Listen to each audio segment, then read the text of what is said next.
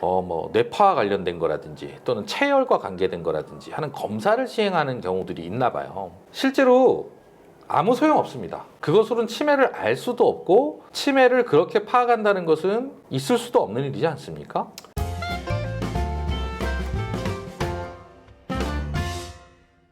안녕하세요. 닥터진진의 치매에게 박진호 원장입니다. 네, 이진영 원장입니다. 원장님, 저희가 이제 유튜브 하다가 많은 분들이 되게 궁금해하는 것도 있고, 뭐 유튜브만이 아니고 사실 실제 저희 병원에도 네네네. 그 자주 문의 오는 내용이 있잖아요. 바로 이제 검사입니다.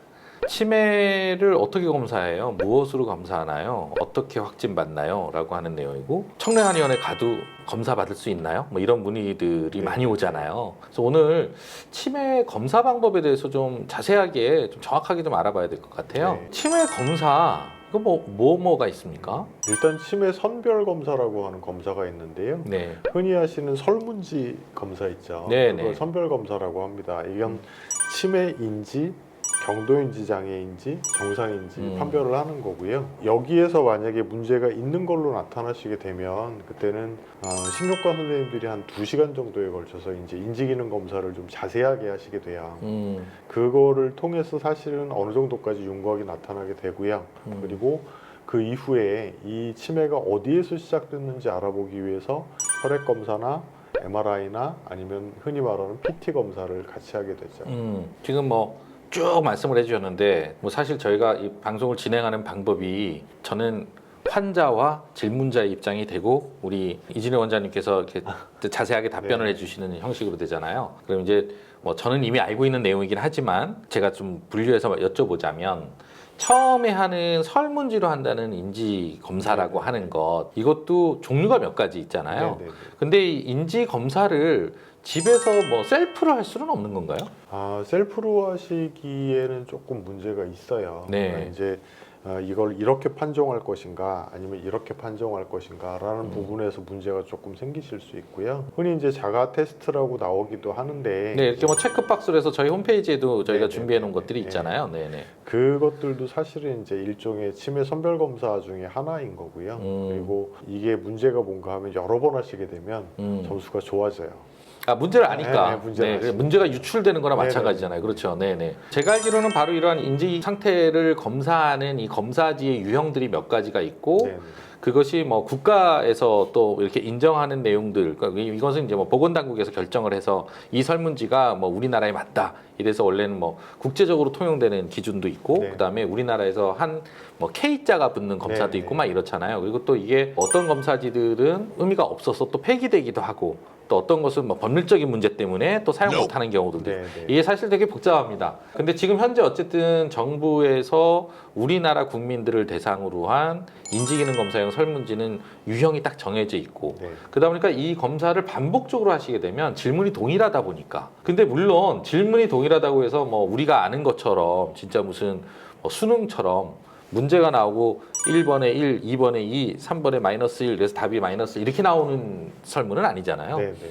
혹시 이 방송을 보시는 중에 경험 있으신 분들도 있으실지 모르지만 더하기를 계속해야 된다든지 숫자를 뭐 거꾸로 외워야 한다든지 이런 거는 문제를 알아도 풀 수가 없는 자꾸 부분이 틀릴 있죠. 수밖에 없는 경우들은 분명히 발생합니다. 네. 특히나 이제 치매 환자분들 같은 경우에 더더욱 그렇죠. 정상인들 같은 경우에도 조금 암산 능력이 떨어지는 분들은 좀 시간이 걸리거나 해서 치매로 오판받을 수도 있다라는 생각을 하시는 경우들이 있으시더라고요. 제가 얘기를 네, 들어보니까. 네. 근데 그렇진 않습니다. 이게 그저 단순하게 암산 능력이 떨어져서 뭐 예를 들어서 그냥 이것이 뭐 전체적으로 다 그런 건 아닌데 그런 문항이 있잖아요. 네, 네. 예, 숫자를 가지고 뭐 동일 반복한 뭐 뺄셈을 해야 된다거나. 네, 네, 네. 근데 이게 암산 능력이 떨어진다고 해서 무조건 치매처럼 낮은 스코어가 나와서 그러는 거는 아니에요. 네. 나름 여러 연구를 통해서 만들어진 설문조사이다 보니까. 근데 이제 일단은 그 설문지가 있다고 하더라도 집에서 셀프로 뭐 자제분들이 직접 하시거나 했을 경우에는 오류가 날 수밖에 없다는 거죠. 네네. 그러면 지금 아까 제가 말씀하신 것 중에 어쨌든 그러한 검사는 어디 가야 할 수 있습니까? 일단 기초적인 그 검사는? 기초적인 검사는 요즘 보건소에서 다 하고 계시고요. 네. 치매 이제 그 중심센터인가 그렇게 돼 있죠. 네네네. 예, 구마다 있을 겁니다. 네네. 그쪽에서 다 하실 수 있고 또 저희 한의원에서도 하실 수 있으세요. 네네. 일반적인 병원에서 하실 수 있고요. 네. 그러니까 굉장히 많이 하실 수 있는 데가 많기 때문에 간단하게 하시면 됩니다. 그러니까 제가 보니까 이제 병원 같은 경우는 과도 많고 뭐 성형외과에서는 안 해주잖아요. 네. 네. 제가 보기에는 가장 쉬운 방법은 보건소 같아요. 네네. 일단 보건소는 지금 현재 국가정책상으로 치매에 대해서도 많은 관심을 가지고 있다 보니까 보건행정 쪽에서도 치매 쪽에는 많은 투자도 하고 있고 또 시스템도 많이 만들고 있잖아요. 그래서 보건소를 방문하시는 게 가장 좋은 것 같습니다. 네네. 네, 그래서 보건소에서 방문하시면 이제 그 스코어라든지 뭐 이런 것들을 알려주고 귀하께서는 지금 치매 초기다 아니면 경도인지 장애다 아니면 아직까지는 치매 상태는 아니시다라고 말씀을 해주시잖아요. 네. 근데 거기 숫자가 나오지 않습니까? 네네. 그래서 혹시라도 보건소에서 검사를 마치시게 되면 그 숫자라든지 뭐 이런 내용들은 따로 받아오시거나 또는 특별한 폼을 받으시지 못하시는 경우에는 메모 같은 걸 해두셨다가 저희를 방문하실 때도 마찬가지지만 다른 의료기관을 방문하셔야 될 일이 있을 때 언제 내가 이런 검사를 보건소에서 했었고 이때 이런 결과를 받았다는 걸 알려주시면 되게 좋잖아요. 훨씬 그죠? 도움이 네네네. 되죠. 그런 게 필요할 것 같습니다. 그럼 일단 초기 인지장애가 어느 정도인지에 대한 검사를 설문으로 하는 조사 같은 경우에는 일단 보건소를 네. 가시는 것이 가장 쉬운 방법이 될 것 같고요.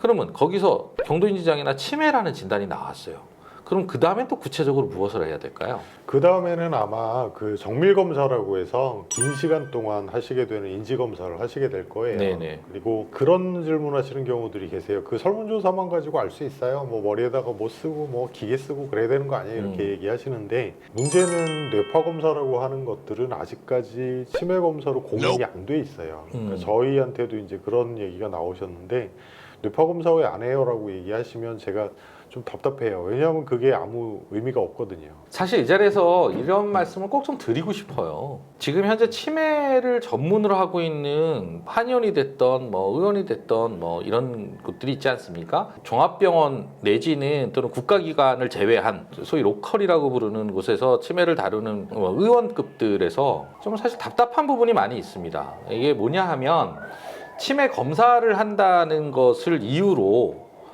뭐 뇌파와 관련된 거라든지 또는 체열과 관계된 거라든지 하는 검사를 시행하는 경우들이 있나 봐요. 실제로 아무 소용 없습니다. 그것으로는 치매를 알 수도 없고 치매를 그렇게 파악한다는 것은 있을 수도 없는 일이지 않습니까? 현재까지는 공인이 안 돼 있어요. 네. 그 뇌파 검사 같은 경우는 경도인지 장애까지만 공식적으로 이제 알 수 있다고 되어 있고 치매에 대한 거는 이제 뇌파 검사지를 가지고 이게 치매 그 확증이다라고 얘기를 하면 안 돼요. 그러니까 그거는 보건복지부에서 인정을 안 하거든요. 그러니까 그 얘기는 이게 그만큼의 아직 신뢰성이 없다고 생각을 해야겠죠. 바로 그런 것 같아요. 그러니까 뇌파 검사라고 하는 것도 사실 뇌파 검사를 하는 장비들이 여러 가지가 있지 않습니까? 그리고 그 뇌파 검사라고 하는 것이 단순하게 아주 단순한 조작과 단순한 결과를 끌어내는 장비를 통해서 나타나 가지고는 정확한 판단을 하기도 사실은 어렵고 그래프 파형을 분석해내는 것도 굉장히 오랜 시간 동안 수련을 마친 전문가들에 의해서 이루어지는 것 아닌가요? 네, 네. 그런 것으로 봤을 때는 심지어는 뇌파를 검사를 통해서 치매를 확진하는 것 또한 공인되지 않은 방법이죠. 그래서 단순한 뇌파 검사기 또는 체열 검사기, 심지어는 뭐 생혈액 검사기 같은 것들을 사용하는 경우들도 있어요. 네. 이 생혈액 검사기도 뭐 적혈구의 상태를 보고서는 환자의 여러 가지 질병을 유추해낸다라고 하는 장비인데 사실 이 장비의 공신력은 이미 여러 번에 걸쳐서 문제가 됐던 적이 있습니다. 네. 그래서 저는 이 자리를 통해서 꼭 좀 말씀드리고 싶은 게 안 그래도 치매 환자들 간병하고 또 내 어머니, 아버지, 내 아내, 내 남편의 심각한 질환 때문에 정말 힘드신데 약간은 혹세무민이라고 저는 생각하거든요. 네. 우리 환자분들을 대상으로 하는 이러한 행위들은 해서는 안 된다고 저는 생각합니다. 또 이 말씀 드렸다고 또 여기저기서 또 네가 뭘 안다고 얘기를 하느냐, 뭐 생혈액 검사나 체열 검사도 의미가 있다, 뭐 뇌파 검사도 의미가 있다라는 반박을 하실 수도 있어요. 있는데 우리 스스로에게 떳떳하고 우리 스스로에게 물었을 때 자신할 수 없는 행위를 의료라고 부를 수는 없습니다. 이거는 공부를 조금만 더 하면 잘못됐다는 걸 누구든 알 수 있는 거고요. 그러한 검사를 통해서 검사비를 또 받지 않습니까? 저는 진짜 어떨 때는 제가 낯이 뜨거워지는 경우가 있어요. 같은 동료라고 해야 하나? 라고 하는 생각이 드는 경우들도 있거든요. 아무튼 지금 말씀해 주신 것처럼 그러한 공식적으로 인정되지 않은 검사를 통해서 치매의 진단을 해야 한다라고 하는 것에는 절대 현혹되실 필요가 없습니다. 네.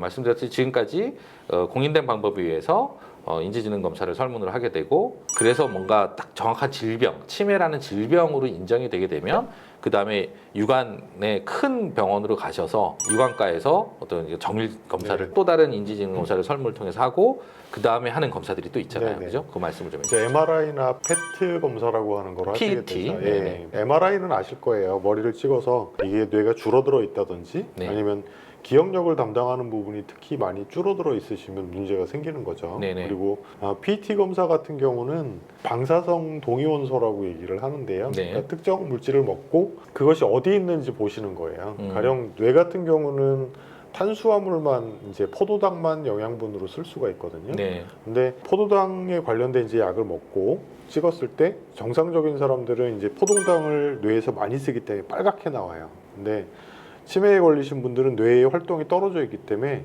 포도당이 없어서 그 부분이 퍼렇게 나오는 거죠.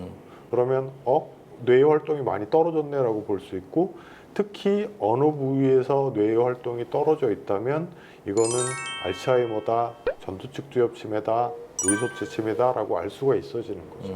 PET-CT라고 하는 장비가 개발되면서 정말 많은 질환을 진단하는 데 도움이 되고 있는 건 네. 사실이에요. 암과 관련된 질환에서도 PET-CT를 이용하기도 하고 특히나 치매에서는 굉장히 중요한 검사이기도 하잖아요. PET-CT 검사도 사실은 그런 것도 좀 있는 것 같아요. 제 생각에는 너무나도 자명한 치매 환자들 같은 경우에는 네. PET-CT 검사를 반복적으로 하실 필요는 없는 것 같아요.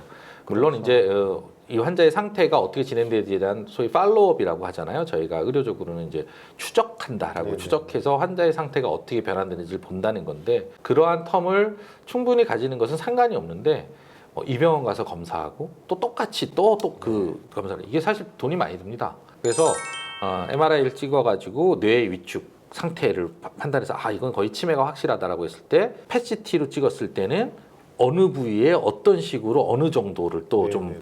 들여다보잖아요. 그래서 MRI하고 조금 보는 시각이 좀 다르긴 한데 아무튼 그 검사까지 마치게 되면 이제 치매에 대한 네네. 확진이 되는 확진이 거죠. 되는 거죠. 네네. 그러면 원장님 보시기에는 이러한 검사들을 주기적으로 봤을 때는 어느 정도나 한 번씩 이렇게 팔로우업을 하는 게 좋을까요? 환자분이 이제 진행되는 상태에 따라 좀 다르겠지만 보통 6개월에 한 번 정도 진행을 하시는 걸로 알고 있어요. 그리고 아까 말씀드린 것처럼 이제 그 선별 검사는 그 답을 외우려고 하시는 분도 본 적이 있거든요. 네. 그러니까 치매 이후 네네네네. 그 확진받기 싫어서. 네. 네네네. 그렇기 때문에 어느 정도 시간을 두고 하시는 게 아마 답을 못 외우시겠죠. 그렇게 하실 수 있고 저 같은 경우는 그래서 가끔씩 다른 문제를 갖고 오기도 합니다. 그렇게 하면 이제 당황하시겠지만 정확하게 나올 수가 있으니까요. 오늘 치매 검사에 대해서 좀 알아봤는데요. 일단 의심되면 일단 보건소로 가시고요. 그 다음에 보건소에서 요즘은 연계되어 있는 병원들이 있어서 이제 환자분들에게 안내를 하더라고요. 그래서 안내 받아서 또 필요한 경우에는 좀 더 정밀 검사를 받고 또 확진이 된 이후에는 정기적인 검사를 통해서 환자들의 상태를 추적해 나가고 이런 식으로 해나가시면 될 것 같습니다. 네네. 네. 자, 오늘 저희 치매 검사에 대해서 좀 알아봤고요. 저희들의 내용 도움이 되셨다거나 또는 앞으로도 궁금하신 거 있으시면 구독해 주시고요. 또 댓글 달아주십시오. 저희가 댓글 나고 있습니다. 오늘도 이재원 원장님 고맙습니다. 네, 감사합니다. 감사합니다.